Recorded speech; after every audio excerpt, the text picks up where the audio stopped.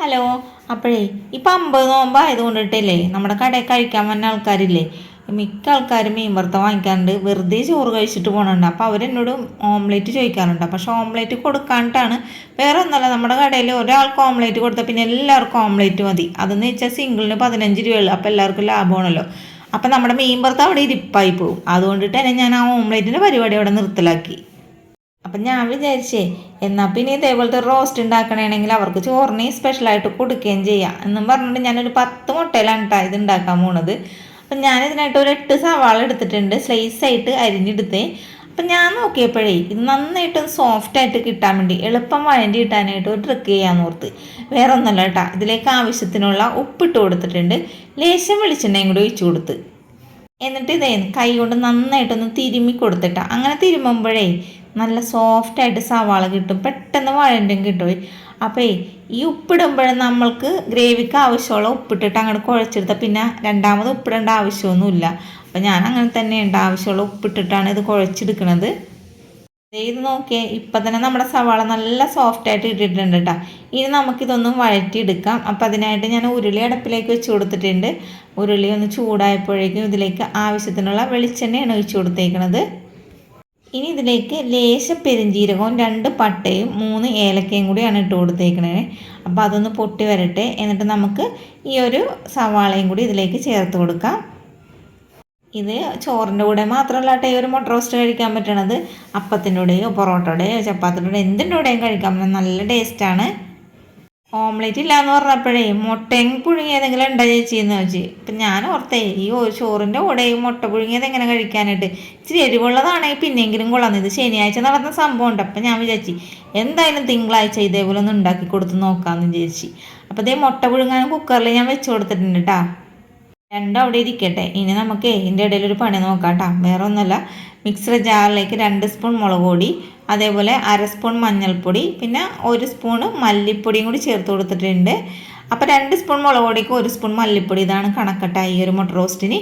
1/2 spoon കുരുമുളക് പൊടി, 2 spoon chicken മസാലയാണ് ചേർത്ത് കൊടുത്തേക്കുന്നത്. നമ്മൾ കിച്ചൺ ഡ്രസ്സസിൻ്റെ ചിക്കൻ മസാലയാണ് ചേർത്ത് കൊടുക്കുന്നത്. മിക്ക ആൾക്കാരും എന്നോട് ചോദിക്കാറുണ്ട് ഏത് മസാലയാണ് ചേച്ചി യൂസ് ചെയ്യാറെന്ന്, അതുകൊണ്ടിട്ടാണ് ഞാൻ പറഞ്ഞത്. ഇനി ഇതിലേക്ക് കുറച്ച് വെള്ളം കൂടി ഒഴിച്ച് കൊടുത്തിട്ടുണ്ട്. അപ്പം മിക്സിയിലായതുകൊണ്ട് ഇടയിൽ പെടോലോ എന്ന് വിചാരിച്ച് ഞാനൊന്ന് സ്പൂൺ വെച്ചിട്ട് മിക്സ് ചെയ്ത് കൊടുത്തതിന് ശേഷമാണ് ഇത് അടിക്കാൻ പോണേ കേട്ടോ. അപ്പോൾ അതേ നമ്മുടെ സവാളയൊക്കെ ഇതേപോലെ വഴണ്ടിയിട്ടിട്ട് പെട്ടെന്ന് വഴണ്ടിയിട്ടിട്ട്, ഞാൻ ഇതേപോലെ ആദ്യമായിട്ടാണ് ചെയ്ത് നോക്കിയത്, ഒരാളെന്നോട് പറഞ്ഞു തന്ന ട്രിക്കാണേ. അപ്പം ഞാൻ ചെയ്ത് നോക്കിയപ്പോൾ എനിക്ക് സക്സസ് ആയിട്ട് തോന്നി, പെട്ടെന്ന് വഴണ്ടി കിട്ടി. ഇനി ഇതിലേക്ക് 1 സ്പൂൺ ഇഞ്ചി വെളുത്തുള്ളി പേസ്റ്റും 3 പച്ചമുളക് ചെറുതായിട്ട് അരിഞ്ഞതും കൂടി ചേർത്ത് കൊടുത്ത്, പിന്നെ നമ്മൾ അരച്ച് വെച്ചിരിക്കുന്ന ആ ഒരു മസാല ഇല്ലേ അതും കൂടി ഇതിലേക്ക് ചേർത്ത് കൊടുക്കാം.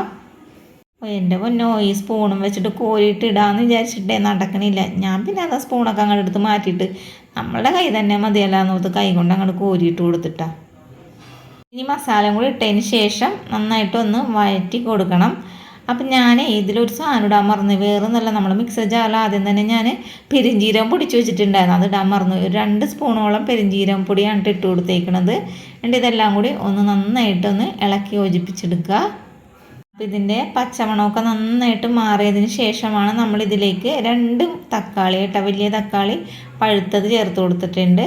അതേപോലെ തന്നെ കുറച്ച് കറിവേപ്പിലയും കൂടി ഇട്ട് കൊടുത്തിട്ടുണ്ട്. അതേപോലെ തന്നെ തക്കാളി ഇടുമ്പോൾ ഈ ഒരു സമയത്ത് ഇട്ട് കൊടുത്തിട്ടുണ്ടെങ്കിൽ നല്ല ടേസ്റ്റ് ആയിരിക്കും മുട്ട റോസ്റ്റിന്. പിന്നെ ഒരു സീക്രട്ട് രഹസ്യം പറയട്ടെ, ടേസ്റ്റിന് വേണ്ടിയിട്ട് ഞാൻ കുറച്ച് പഞ്ചസാര ഇട്ട് കൊടുത്തിട്ടുണ്ട്. ഇനി നമുക്കേ ഇതെല്ലാം മൂപ്പിച്ചതിന് ശേഷം ലേശം വെള്ളം ഒഴിക്കണം. അപ്പോൾ ആ മിക്സർ ജാറ് കഴുകി അത്രയും വെള്ളം ഒഴിച്ച് കൊടുത്താൽ മതി കേട്ടോ, അധികം വെള്ളം ഒന്നും ഒഴിച്ച് കൊടുക്കേണ്ട ആവശ്യമില്ല. ഇനി ഇതെല്ലാം കൂടി ഒന്ന് കൂട്ടി യോജിപ്പിച്ച് കൊടുത്തിട്ടുണ്ട്. ഇനി ഇതൊന്നേ ഇളക്കിയതിന് ശേഷം നമുക്കിതൊന്ന് ലോ ഫ്ലെയിമിലിട്ടിട്ട് മൂടി വെച്ച് കൊടുക്കാം. അപ്പോൾ മാത്രമേ ഈ ഒരു മസാലയുടെ കുത്തൊക്കെ മാറി എണ്ണയൊക്കെ തെളിഞ്ഞ് ഗ്രേവി നല്ല രീതിയിൽ തന്നെ കിട്ടുള്ളൂ. ഇതാ കണ്ടില്ലേ, നമ്മുടെ ഗ്രേവി നല്ല രീതിയിൽ തന്നെ കിട്ടിയിട്ടുണ്ട് കേട്ടോ. ആ തക്കാളിയൊക്കെ ആ ഗ്രേവിയിൽ ഇങ്ങനെ കിടക്കണം, കാണാൻ തന്നെ നല്ല രസമുണ്ട്. ആ തക്കാളിയൊക്കെ ഉടഞ്ഞു പോകാതെ തന്നെ നമ്മുടെ ഗ്രേവി കിട്ടുമ്പോഴേ തക്കാളി ഈ ഗ്രേവിയിൽ നിന്ന് എടുത്ത് കഴിക്കാൻ നല്ല ടേസ്റ്റ് ആയിരിക്കും. എന്താ ഒരു 10 മുട്ട ഞാൻ പുഴുങ്ങി വെച്ചിട്ടുണ്ടായിരുന്നു, അതും കൂടി ഇതിലേക്ക് തൊലിയൊളിച്ചിട്ട് കൊടുത്തിട്ടുണ്ട്. കറികൾക്കൊക്കെ ടേസ്റ്റ് കൂടാനായിട്ട് എന്താ വഴിയെന്ന് ഞാൻ ഒരു കാര്യം പറഞ്ഞു തരട്ടെ.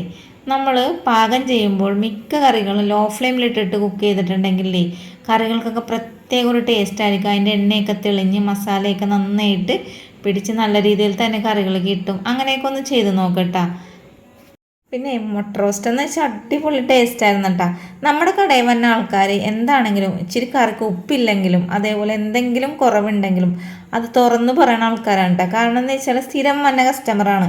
അപ്പോൾ അതുകൊണ്ടിട്ട് നമ്മൾ അങ്ങോട്ടും തുറന്ന് ചോദിക്കും കറി എങ്ങനെ ഉണ്ടായിരുന്നു. അപ്പോൾ എല്ലാവരും പറഞ്ഞു നല്ല അടിപൊളിയായിരുന്നു ഈ ഒരു മുട്ട റോസ്റ്റ് എന്നാണ് പറഞ്ഞത്.